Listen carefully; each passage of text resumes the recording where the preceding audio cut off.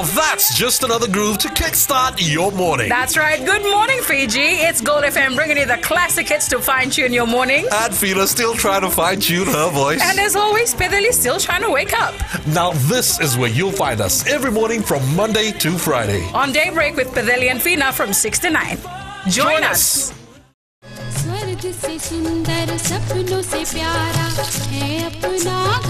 जहाँ हो प्यार का बसेरा और रिश्तों की खुशबू, वो है आपका अपना घर संसार.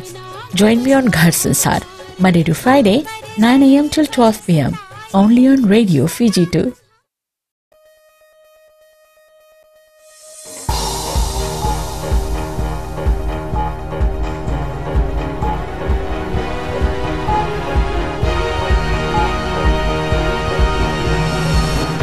In the news tonight, 3 children remain in critical condition in hospital following a knifing attack.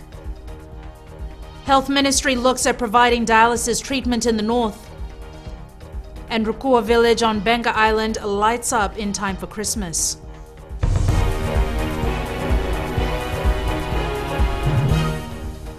Good evening, I'm Jackie Spate and this is FBC News. 3 children remain in critical condition at the Lautoka Hospital following a violent attack near Visese village yesterday. Twins aged 5 and a 3-year-old were allegedly stabbed by a 22-year-old woman. The children's mother and their 7-month-old sister died from wounds they sustained during the brutal attack. Police cannot say what prompted the murders as the investigation continues.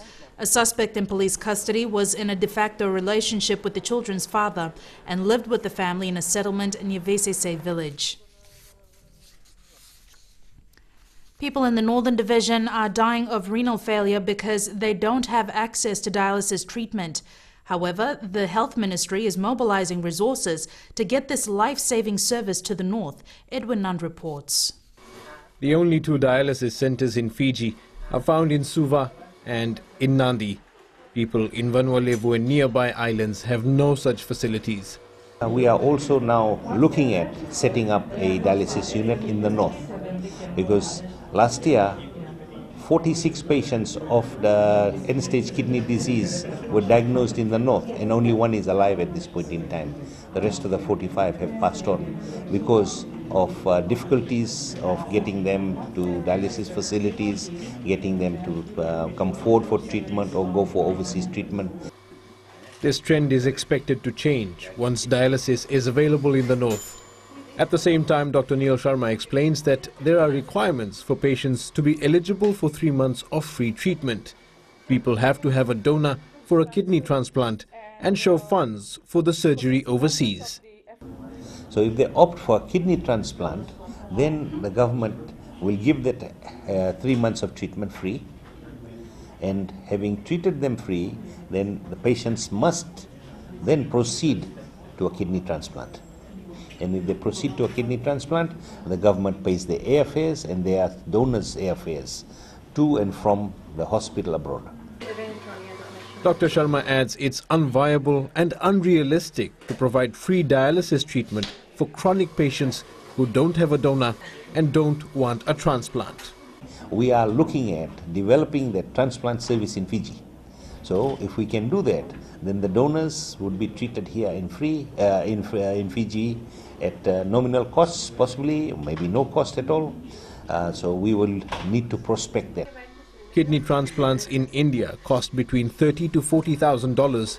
If available locally, there could be as many as 30 operations every year. Edwin Nund, FBC News.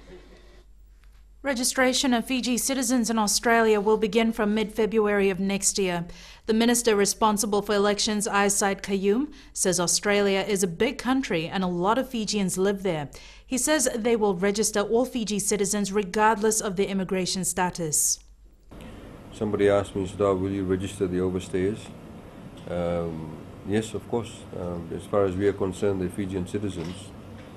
So whatever their immigration status is in the country where they are living at the moment, that's not our issue. As long as they are Fijian citizens, we will register them. Said Qayyum says they will later move to the United Kingdom and west coast of North America.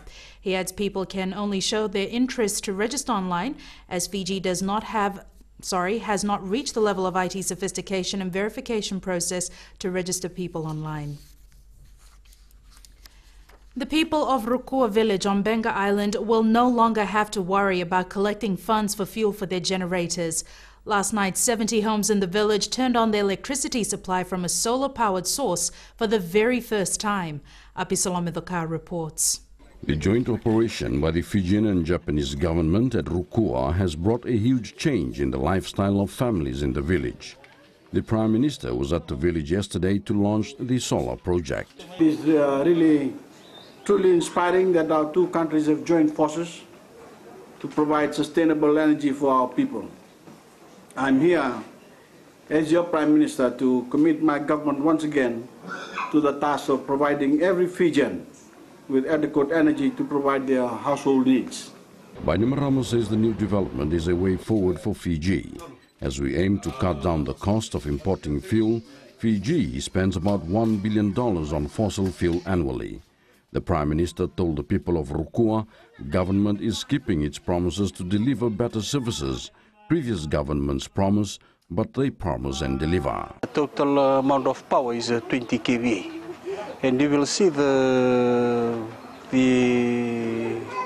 lightning system and power that they are using are exactly the same as what has been used for the generator. They are using the 18 watts tube light. The villagers are very happy about the new development. This is a huge development to our students. Before, they find it difficult to study because power goes out as we were using generator. Today, we, the parents, are so happy, especially when we know our students now also can study during the night. It is very touching for me. I'm still alive and come across another huge achievement for our village. I thank the two governments for their support. I'm so happy and pray that God will help in the development of the country. The Rukua Smart Solar Power Project cost around $800,000. Apisalome Doka, FBC News. In the news ahead, MSAF gives vessel the go-ahead to sail.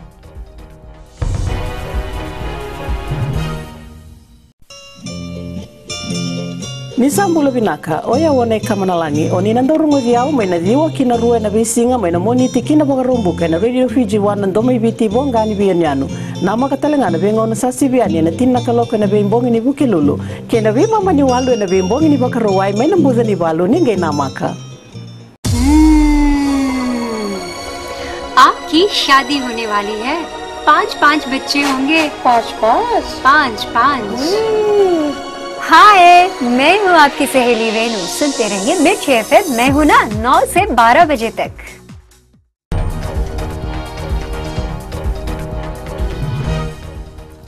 Welcome back. This is FBC News. The MV Sullivan goes back into service tomorrow. General Manager Mohammed Sareem says the Maritime Safety Authority of Fiji has given them the all-clear to operate the vessel. Trips to the Northern Division were cancelled earlier this week due to a problem in the vessel's steering system, which has now been fixed. The MV Sullivan will depart Suva tomorrow afternoon and arrive in Savusavu on Saturday morning. 35 police officers now have additional roles as prosecutors after completing a month-long training on public prosecution. This is part of efforts by the Fiji Police Force to eliminate the high number of cases being discharged from court. Eleanor Turangaivu has more.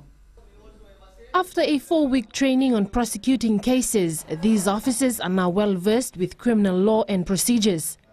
They have been reminded of the important role they now play as prosecutors. You as a prosecutor must be fair, independent, impartial and objective. You must ensure that you are not influenced by racial beliefs, by gender, political or religious belief. The officers have also been told that it is imperative to ensure they have sufficient evidence before they file charges, acting in the principle of justice. If you exercise prudence and good case analysis, it will not only augur well for you, but the institution that you represent. It points to competence, it points to firmness and your fairness. According to police, they have a 95% success rate in prosecutions and likewise a high number of discharges from the court. They want to minimize the latter. To to minimize the level of discharges and acquittals, and same time we have to develop the capability and the competency of our police prosecutors. The officers are from different prosecution offices around the country and will return on the completion of the workshop. Eleanor Turangaibiu, FBC News. The Water Authority of Fiji today commissioned its rural water supply scheme at Lomawai village in Nandronga. The project, which cost around $117,000, will now ease the water problems that have affected the rural community for years. Christopher Chand reports. Last year, a skin disease outbreak forced health authorities to close down their previous water source, which was from a nearby dam. There were some health issues, and the Ministry of Health had written to us requesting if we could fast-track the implementation of the project due to breakout of some skin diseases this year. So, we went and had a meeting, an urgent meeting in Suva to insert this project to this year's program. The project was completed in 2 months. WEF built a water tank on the hills with pipes running down to the village. We've installed a pump house there, and a pump, and the reservoir we've built up in the mountains. And so that is their source, and according to them, that source never runs dry, even during the drought. So yes, but over 3 kilometers of pipes being laid in very difficult terrain. Lomawai village raised $11,000 through fundraising to pay 10% of the total cost of the project. That's right. That's the name of this village is Lomawai, but no water. And now we got the water. Because of the water authority, the water is in Lomawai today. And now it's, if you heard about Lomawai, and now it's really Lomawai. Now we got the water in Lomawai. The water tank can carry more than enough water for the village, as well as Lomawai Secondary School, Wai District School, and a few houses in nearby areas. Christopher Chand, FBC News. A meeting to decide whether a floating dock should undergo cleaning and maintenance at the Lami foreshore has decided to put the exercise on hold. Industrial and Marine Engineering Limited owns the floating dock that is berthed near the Queen's Wharf in Suva. Mika Longa reports. The meeting, held behind closed doors, lasted for about an hour. The outcome was that there was a unanimous decision to have an EIA adopted by IML. IML General Manager Roger Powell says the company will work closely with the relevant authorities. We came here hoping to have a constructive meeting, which it turned out to be, and we're going to work with all stakeholders to make sure that we do the right thing and we get their blessings when we do it. However, the landowner's representative at the meeting has maintained the Vanua's stand on the matter. The foreshore where the floating dock will be cleaned and undergo maintenance belongs to Lami village. All of a sudden we see something on our beach. Don't like what is really happening. It's something kind of thing going behind our back.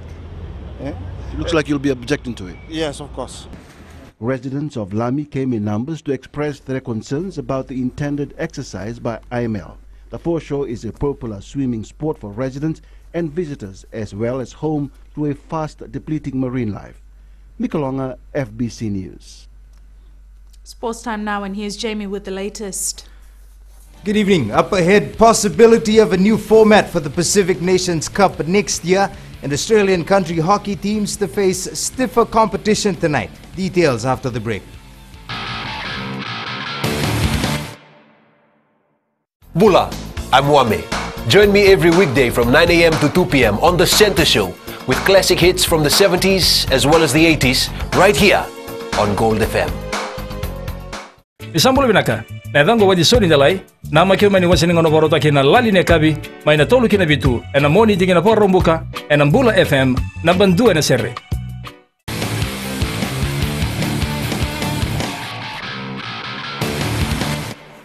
Welcome back to FBC Sports. First up tonight, there's a strong possibility that the 2014 Pacific Nations Cup could be played in 2 pools. While nothing has been confirmed by the International Rugby Board, FBC Sports understands the Pacific teams of Fiji, Samoa and Tonga will be in one pool, while USA, Canada and Japan could be in a separate pool. The RB still has not officially released the details on the PNC and the Pacific Rugby Cup for next year. The time has come for the true test of the touring Australian country hockey teams. They face the Fiji High Performance Unit sides tonight in Suva. So far on the tour, only the visiting women's team have broken their winning streak by losing to an improved Fiji Under-18 outfit yesterday by 4-3. Now playing the seniors, some thrilling hockey is expected over the next 3 days. Helena McDonald reports. They've had some good warm-ups against the Suva selections and Fiji Under-18s. But now it's time to face the bigger guns, where skills and fitness will be put to the test.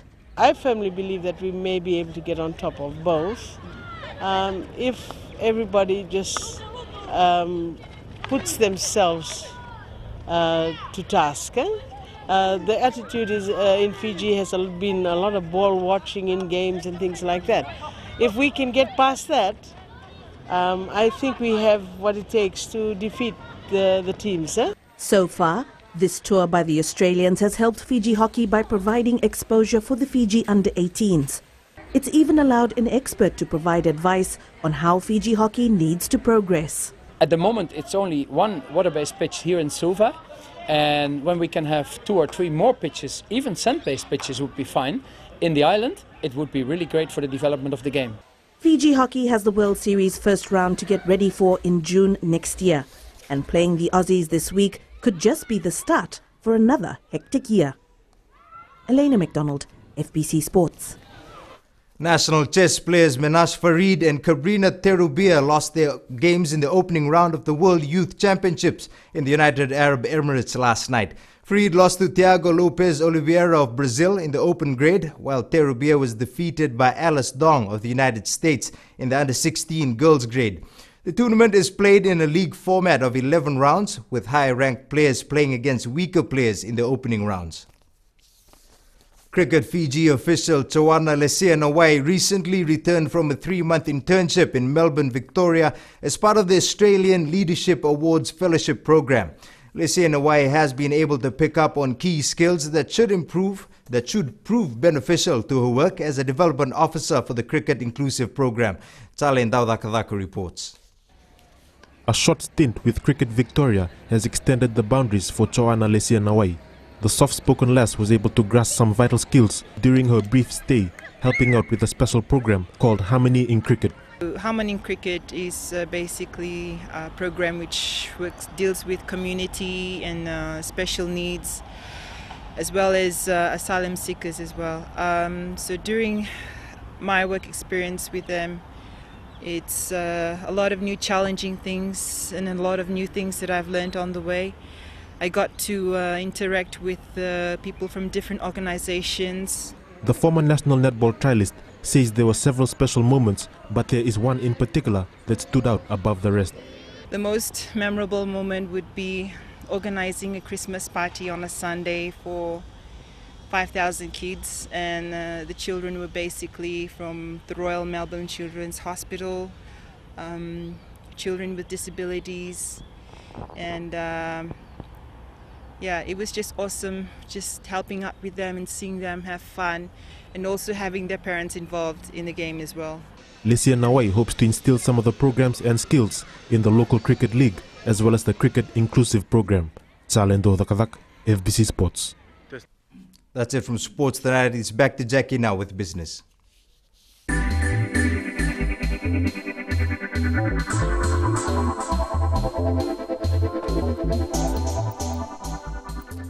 Fiji Airways will have a direct flight between Suva and Sydney from May of next year. The flights will depart at midday on Mondays and Fridays and leave Sydney in the afternoon on the same day. A new route will soon also be available between Suva to Apia, Samoa. It will be operated by Pacific Sun, which is soon to be rebranded as Fiji Link. The Suva Apia services will be on Mondays and Fridays, while the return Apia Suva flights will be on Tuesday and Saturday mornings. This will allow travellers from Apia to connect on a Fiji Airways service to Auckland, Sydney, Brisbane or Nuku'alofa Tonga on the same day.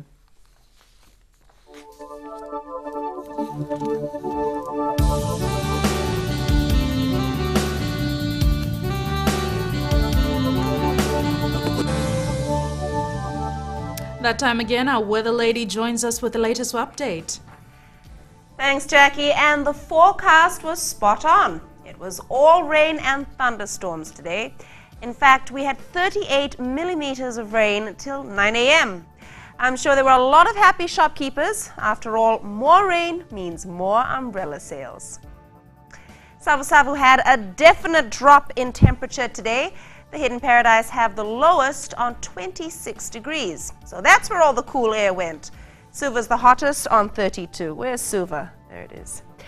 And you probably know what I'm about to say next. Yes, we will have thunderstorms over most places tomorrow. Mariners, be advised that northeast winds are at 15 to 20 knots, gusting up to 30 knots in squalls. There'll also be rough seas and poor visibility in areas of heavy rain and thunderstorms. And that's weather, leaving you now with a photo taken off Benga by our very own Apisalome Dhaka.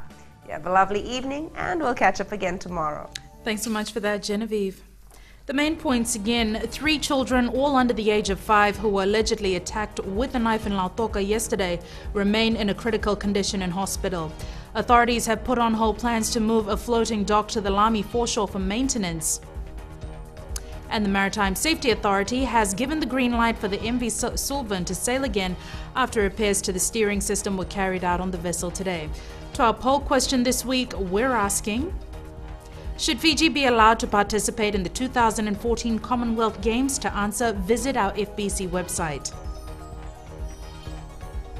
Remember, you can send us newsworthy pictures and videos on email citizenseyes@fbc.com.fj or share it with us via our Facebook page, FBC News. And if you're on Twitter, follow and tweet us your stories at FBC News or simply hashtag FBC News. That's it from us. Good night.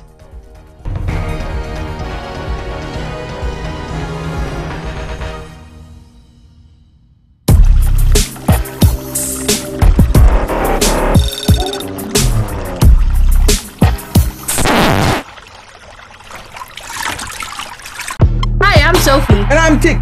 You can join us on The Breakfast Show every weekday from Monday to Friday, 6 a.m. till 9 a.m. right here on Today FM. That's right.